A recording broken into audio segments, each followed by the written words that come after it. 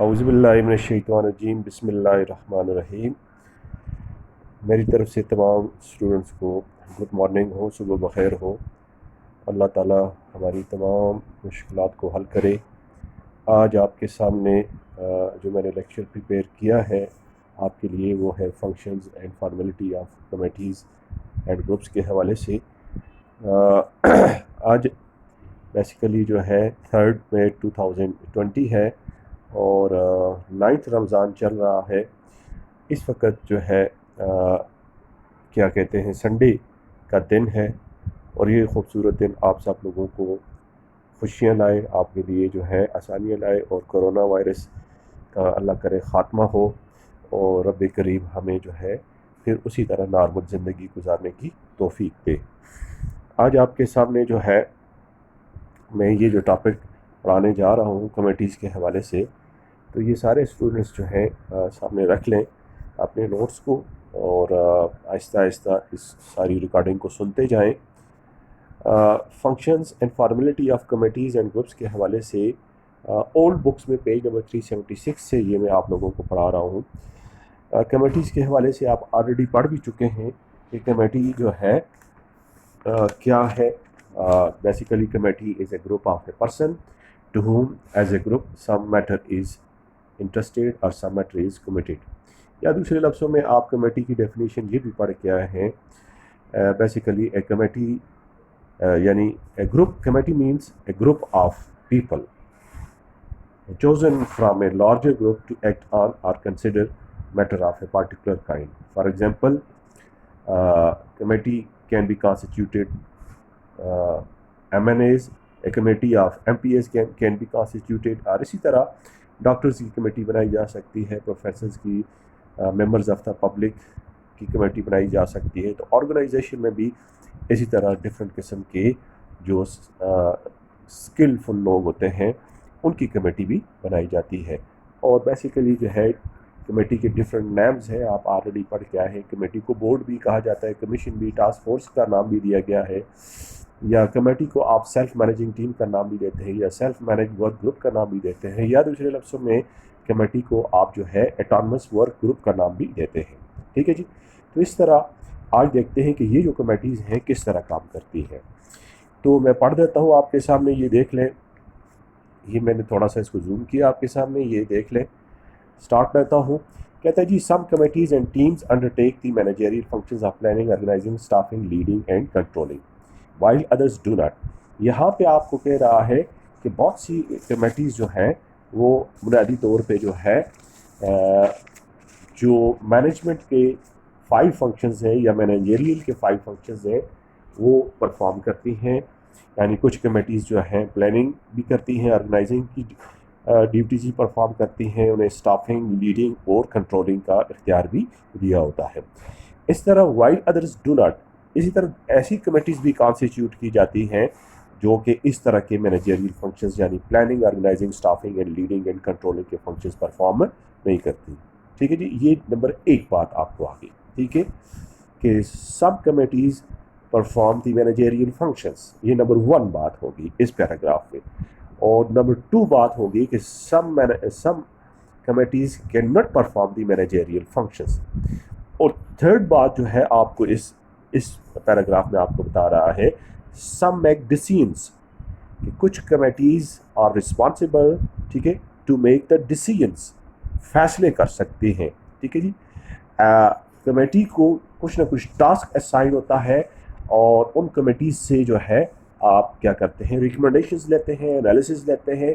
उन कमेटीज़ से आप उनकी जजमेंट लेते हैं, या दूसरे लफ्ज़ों में उनकी ग्रुप जजमेंट लेते हैं या ग्रुप डेलिब्रेशंस लेते हैं, या आप ऑलरेडी प्रीवियस पढ़ के आ चुके हैं, या उन कमेटीज़ से एडवाइस लेते हैं। ठीक है जी। तो इस तरह कुछ कमेटीज़ जो है they can decide the matter.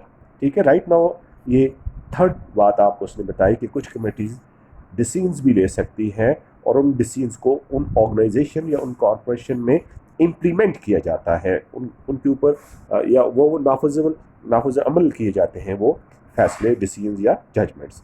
ठीक है। फिर आगे कहता है नंबर 4 बात कहता है, while others merely deliberate on problems without authority to decide। कि कुछ कमेटीज़ ऐसी होती हैं जो सिर्फ और सिर्फ जो है क्या करती हैं, मेयरली डेलीब्रेट ऑन प्रॉब्लम्स। यानी डेलीब्रेट का यहाँ पे मतलब है कि कुछ committees to provoke the conflict और प्रॉब्लम्स, कुछ कमेटीज़ जो है उस तज़ाद को या उस प्रॉब्लम को प्रोवोक करती हैं, ढूंढती हैं, ठीक है, तलाश करती हैं, राइट, लेकिन उसके ऊपर उनको किसी किस्म का अथॉरिटी नहीं होती उसके ऊपर जो है डिसीजन लेने का। यानी कुछ जो है कमेटीज़ जो हैं वो नंबर 4 बात बता रहा है आपको कि डेलिब्रेट द प्रॉब्लम्स या फोकस ऑन द प्रॉब्लम्स या फोकस और to find out the conflict, reason क्या है, ठीक है जी, उसको ढूंढती है, but there is no power of decision. इस तरह की ये चौथी बात उसने बताई, ठीक है आपको। और फिर उसके बाद जो है 5वीं बात आपको बता रहा है, some have authority to make recommendations to a manager who may or may not accept them.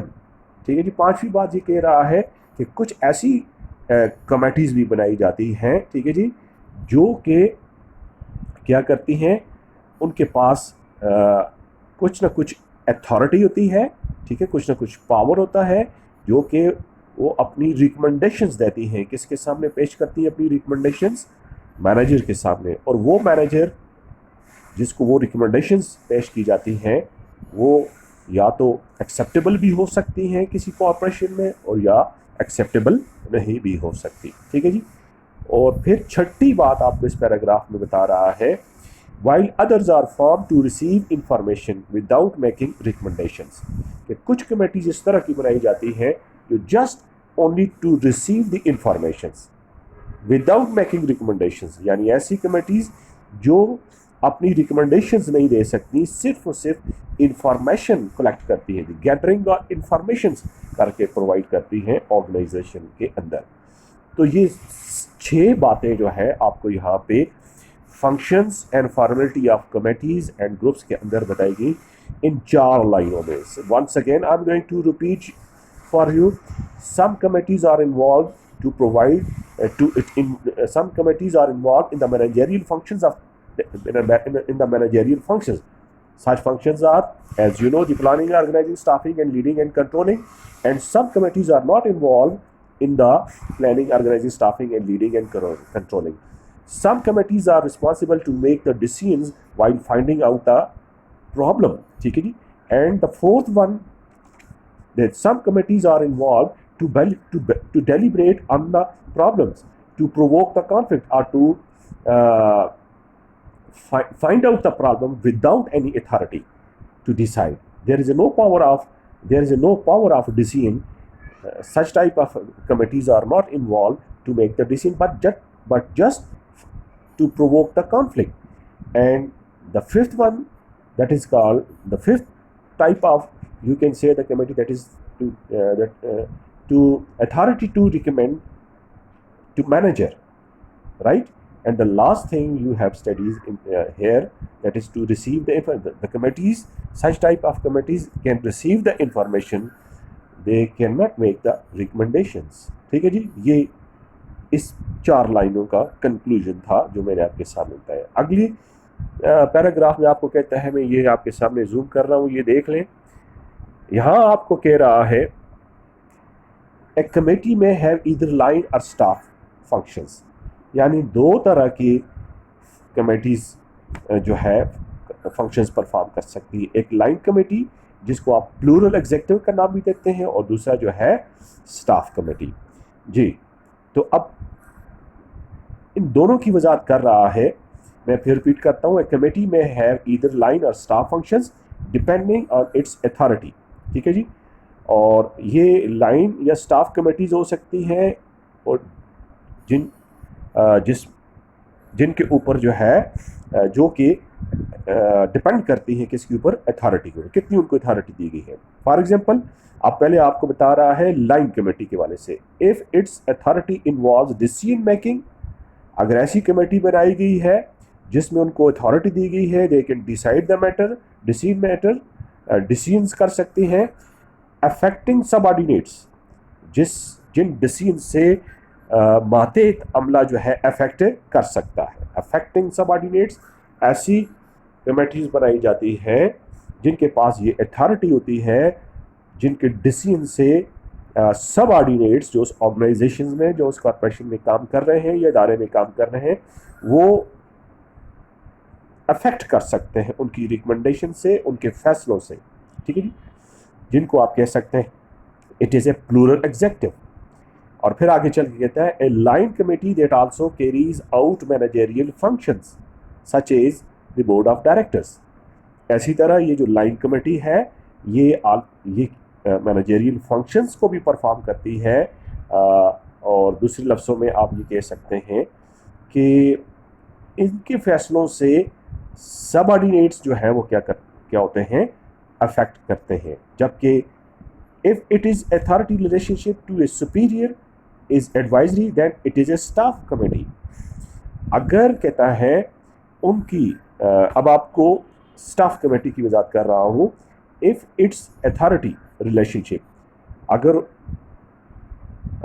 उनको जो अथॉरिटी प्रोवाइड की गई है उनका ताल्लुक या कंसर्न जो है किसके साथ है, to a superior is advisory then it is a staff committee.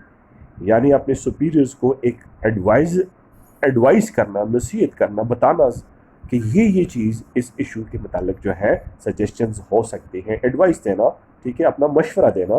तो इस तरह की कमेटी जो है वो दूसरे लफ्ज़ों में क्या कहलाती है, स्टाफ कमेटी कहलाती है। ठीक है जी। फिर उसके बाद जो है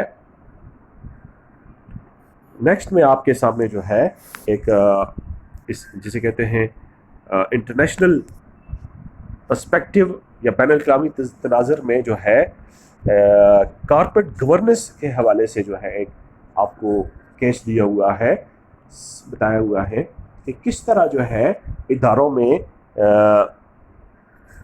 हुक्मरानी होनी चाहिए, किस तरह के रूल्स एंड रेगुलेशंस होने चाहिए ताकि वो इदारे जो है वो प्रॉपरली चल सके।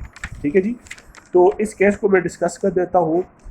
इसमें आपको कह रहा है, ये देखें मैं आपके सामने इसको मैंने थोड़ा सा जूम किया, राइट, और अब आपको मेरे ख्याल में ज़्यादा मुनासिब अच्छे तरीके से भी नज़र आ रहा होगा।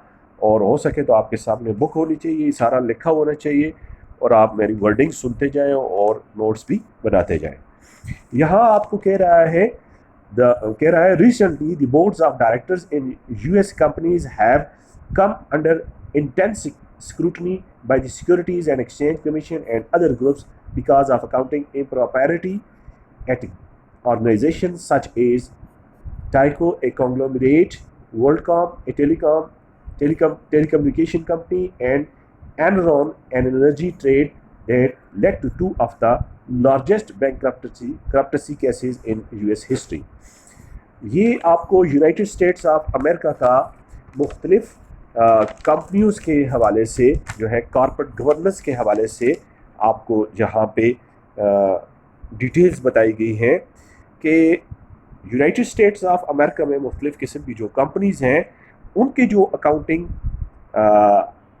सिस्टम में मुख्तलिफ़ किस्म के जो लोग ब्लंडर्स करते हैं, इम्प्रॉपर्टी करते हैं, क्राइम्स करते हैं या अकाउंटिंग सिस्टम का सहारा लेकर मिसडूइंग करते हैं या क्रुकनेस करते हैं या फियास्को करते हैं या अकाउंटिंग में एक तरह से जो है वो जुर्म करते हैं, अकाउंटिंग का फ्रॉड करते हैं या ईवल करते हैं, या दूसरे लफ्ज़ों में आप कह सकते हैं ब्लीमिश करते हैं, या अकाउंटिंग सिस्टम में जो मुख्तलिफ़ किस्म के डिफेक्ट हैं जिसके ज़रिए लोगों के साथ धोखा किया जाता है, फ्रॉड किया जाता है, एडल्ट्रेशन की जाती है। तो आपको 3 कंपनियों के केसेस का उसने जिक्र किया। टाइको जो कि एक कंग्लोमरेट है, बहुत सी कंपनियों का मर्जर है, ठीक है जी। और कंग्लोमरेट जो है बुनियादी तौर पे आप किसको बोलते हैं, मिक्सचर ऑफ कंपनीज या कम्बिनेशन ऑफ कंपनीज या मिंगलिंग ऑफ कंपनीज या कम्बलिंग ऑफ कंपनीज जिसे बोलते हैं ये। और फिर दूसरी कंपनी आपको वर्ल्ड कॉम का जिक्र किया है और तीसरी कंपनी है एनरॉन का जिक्र उसने किया है कि इन इदारों में जो है अकाउंटिंग के जो क्राइम्स हुए हैं, अकाउंटिंग के जो इम्प्रॉपर्टी हुई है या क्रुकनेस हुई है या फियास्को हुआ है या ईवल हुए या ब्लीमिश हुए या डिफेक्ट्स हैं उसमें या एलॉय है या एडल्ट्रेशन है, राइट। तो इसका उसने जिक्र किया है कि किस तरह जो है ये जो कॉर्पोरेट गवर्नेंस है या कॉर्पोरेट की जो हुक्मरानी है उसको किसी एक हाथ में ना दिया जाए, किसी एक सिंगल पर्पस के पास ना हो, बल्कि दीगर और इदारे भी हों जिनके पास जो है कुछ डिसीजन करने का इख्तियार हो। जी, इसको मैं आपके सामने मज़ीद आगे पढ़ता हूँ, फिर इसको आपको और समझ आ जाएगी। There is a call for strengthening the board of directors, approved executive committee. Among the recommendations by various groups are the following। यहाँ आपको ये कह रहा है कि यूनाइटेड स्टेट्स ऑफ अमेरिका में इन कंपनियों में जो अकाउंटिंग इम्प्रॉपरिटी हुई तो फिर उस सिलसिले में जो है अप्रूव्ड एग्जीक्यूटिव कमेटीज़ बनाई गई और जिसने जो है बोर्ड ऑफ डायरेक्टर्स को स्ट्रेंथन किया, ठीक है, यानी सीईओज़ के हाथ में, चीफ एग्जीक्यूटिव्स के हाथ से इख्तियारात लेके जो है पूर्व एग्जीक्यूटिव कमेटीज़ के ज़रिए जो है डायरेक्टर्स, बोर्ड ऑफ डायरेक्टर्स को दिए गए। और इन्होंने क्या क्या चेंजेस लाई, ठीक है जी, रूल्स के हवाले से या कॉर्पोरेट गवर्नेंस या जिसे कहते हैं कंपनी की हुक्मरानी में। नंबर 1 उन्होंने क्या चीज़, change accounting standards and audit regulations. इन्होंने एक तरह से अकाउंटिंग स्टैंडर्ड्स को चेंज करने का कहा और ऑडिट रेगुलेशंस जो हैं जो कि ऑडिट किए जाते हैं इदारों के, कंपनीज के, उनके रूल्स जो है उनको क्या किया जाए, चेंज किया जाए, ताकि उसमें किसी किस्म का ब्लंडर या क्राइम ना हो सके या क्रुकनेस या फियास्को ना हो सके। फिर इसी तरह नंबर 2 कहा जी कि publish ethical and corporate governance guidelines on the companies website. सारी दुनिया को, सारे लोगों को पता चले, ख़ास तौर पे यूनाइटेड स्टेट्स में सब लोगों को पता चले, ठीक है जी, पब्लिश करें ethical and corporate governance guidelines, ठीक है जी। तीसरा है जी strengthen the role of independent directors. जो इंडिपेंडेंट डायरेक्टर्स हैं इन इदारों में उनके रोल को स्ट्रेंथन किया जाए, ठीक है जी। Number 4 make the board accountable to shareholders. और इस तरह का बोर्ड बनाया जाए जो शेयर होल्डर्स के सामने अकाउंटेबल हो and involve share holders in selecting board members. और इस तरह शेयर होल्डर्स को भी इख्तियार दिया जाए कि बोर्ड के मेंबर्स को वो क्या कर सके, सेलेक्ट कर सके, उनकी कॉन्सेंट्रेशन भी ली जाए, उनकी कॉन्सेंट भी ली जाए, सॉरी कॉन्सेंट्रेशन मीन कॉन्सेंट ली जाए, मर्जी ली जाए। फिर नंबर नेक्स्ट है जी obtain greater involvement of institutional investors such as pension fund managers. ये इंस्टीट्यूशनल इन्वेस्टर्स को भी इन्वॉल्व किया जाए, यानी जो पेंशन फंड मैनेजर्स हैं उनको भी इन्वॉल्व किया जाए, ठीक है। फिर इस तरह separate the job of the chairperson from that of the chief executive officer. जी, चेयरपर्सन की जॉब बनाई जाए और चीफ एग्जीक्यूटिव की अलग जॉब बनाई जाए, इसको एक ही तस्वर ना कीजिए। Get the board more actively involve in selecting the CEOs. और इस तरह ऐसे बोर्ड ऑफ डायरेक्टर्स बनाए जाएं, ठीक है जी, जो कि सीईओज को क्या कर सकें, सेलेक्ट कर सकें।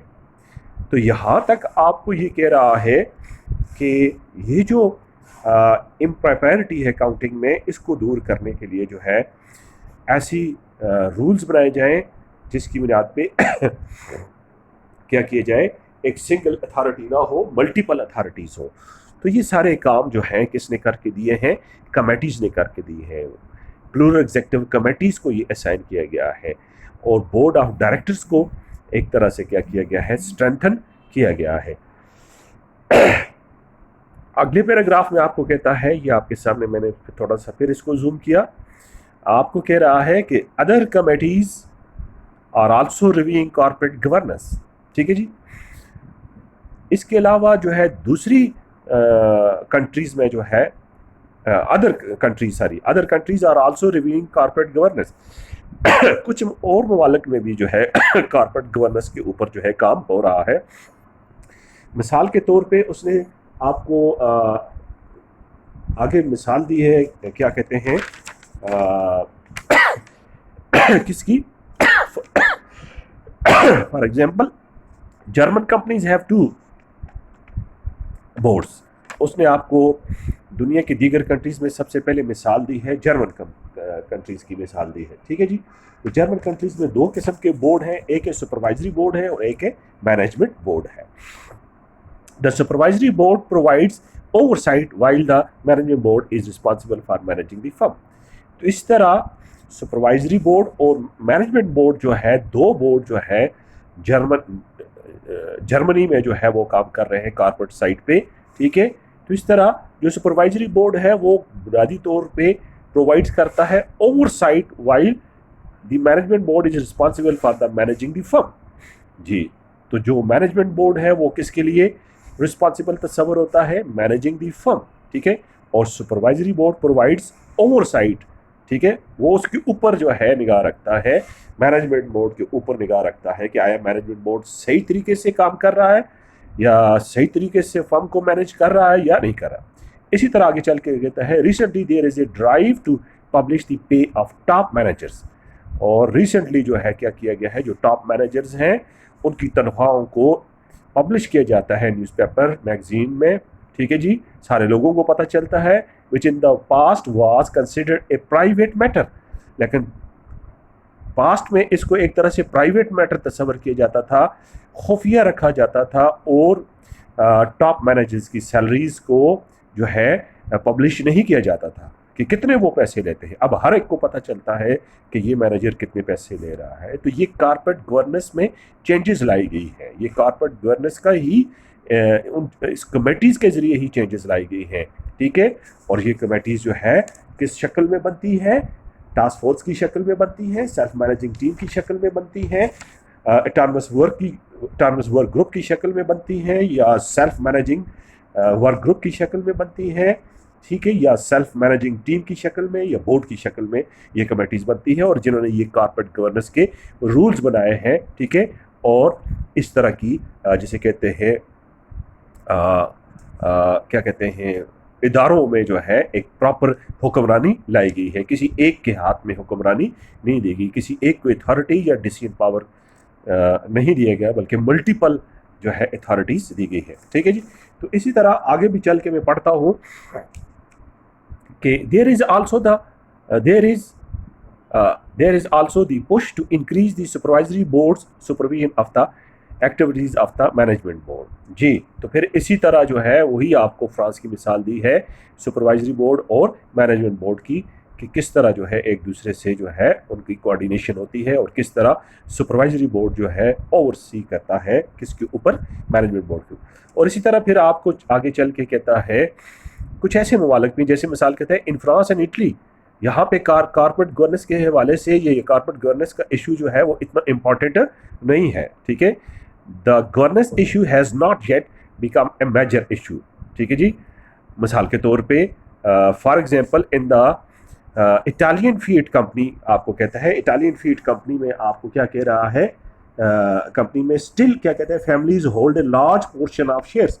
अब भी जो है ज़्यादातर जो है इटालियन फीड कंपनी में ज़्यादा शेयर्स किसके पास है, फैमिलीज़ के पास है, लार्ज पोर्शन, ठीक है जी। Families hold a large portion of shares still, यानी यहाँ पे इटली में स्टिल जो है कॉर्पोरेट गवर्नेंस इतना इशू नहीं है, इतनी अकाउंटिंग में जैसे कहते हैं ना कोई ब्लंडर नहीं हो रहा, कहाँ पे, इटली और फ्रांस में, as compare to United States of America.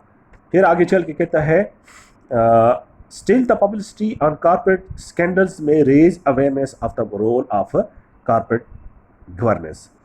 कहता है जी ये जो पब्लिसिटी ऑन कॉर्पोरेट स्कैंडल्स जो है, ये कॉर्पोरेट स्कैंडल्स जो पब्लिश हो रहे हैं, इससे लोगों में अवेयरनेस आ रही है कि किस तरह सीईओज, चीफ एग्जीक्यूटिव्स जो है वो ब्लंडर कर रहे हैं या दो लोगों के साथ धोखा या फ्रॉड कर रहे हैं या अकाउंटिंग स्टैंडर्ड्स को फॉलो नहीं कर रहे, ठीक है जी। तो होपफुली कि आप लोगों ने ये सारा कुछ कमेटीज़ के कॉन्सेप्ट से बहुत कुछ यहाँ तक आपने सीख भी होगा, समझ भी आ गई होगी। मैं आगे चलता हूँ कुछ थोड़ा सा और आगे आपको कह रहा है कि कमेटीज़ जो है, कमेटी जो है वो फॉर्मल भी हो सकती हैं, इनफॉर्मल भी हो सकती हैं। जो फॉर्मल कमेटीज़ होती हैं उसमें उनको स्पेसिफिक डेलीगेटेड ड्यूटीज़ या अथॉरिटीज़ दी जाती है, जबकि इनफॉर्मल कमेटीज़ में कहता है जी कि स्पेसिफिक डेलीगेटेड अथॉरिटी उनके पास नहीं होती, विदाउट स्पेसिफिक डेलीगेटेड अथॉरिटी काम कर रही होती हैं। और कुछ कमेटी दो तरह की भी होती हैं, एक परमानेंट कमेटीज़ होती हैं जिनको आप फॉर्मल कमेटीज़ भी कहते हैं, और जो इनफॉर्मल दूसरी टेम्पररी टाइप की कमेटीज़ होती हैं, और जिनको आप इनफॉर्मल कमेटीज़ का नाम भी दे सकते हैं। तो होपफुली कि आप लोगों ने यहाँ तक जो है कमेटीज़ का कॉन्सेप्ट जो है समझ गए होंगे। मेरे इस लेक्चर को बार बार सुने, यूट्यूब पे जाके सुने, लाइक भी किया करें। जिन लड़कों ने सब्सक्राइब नहीं किया, इसको फ्रीली सब्सक्राइब के बटन पे सब्सक्राइब कर दें, और ख़ास तौर पे अपने कमेंट्स दें कि आपको ये लेक्चर पसंद आया। ठीक है, इसमें जो भी आपके कमेंट्स होंगे वो मुझे फ़ौरन जो है उसका जिसे कहते हैं नोटिफिकेशन मिल जाएगा, और मुझे पता चल जाएगा कि आप लोग मेरे इन लेक्चर्स को सुनते हैं। यहाँ पे आके मैं अपना लेक्चर को कंक्लूड करता हूँ कि आपने देखा कि किस तरह कमेटीज़ काम करती हैं। Thank you very much for the today. अल्लाह हाफिज़।